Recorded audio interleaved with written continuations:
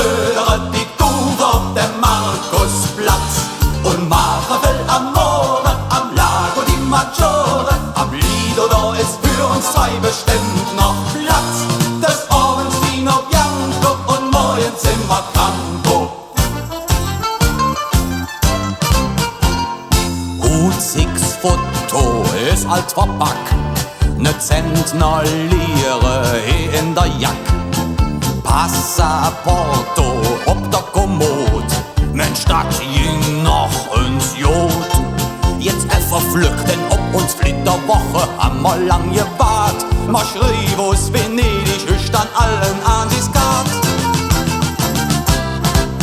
Wir födern die Duve auf dem Markusplatz und machen Bel Amore am Lago di Maggiore. Am Lido, da ist für uns zwei bestimmt noch Platz.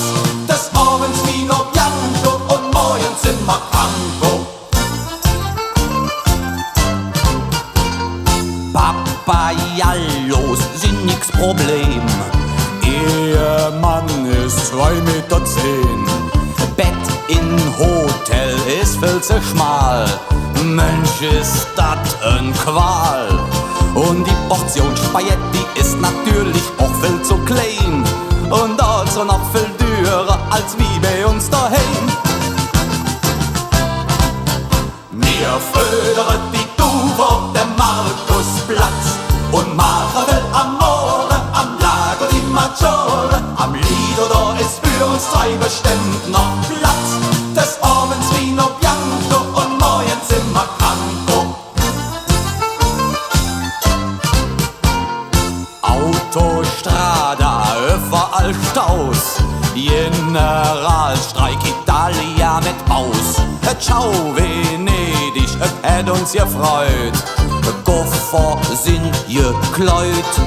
So manche Urlaub wird schön, wenn man Addio sagen muss. Und man freut sich ob sie ihr Betzehuss.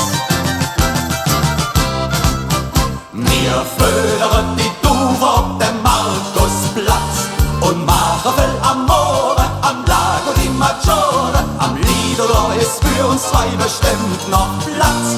Des Abends Vino Bianco und morgens immer Campo. Wir födern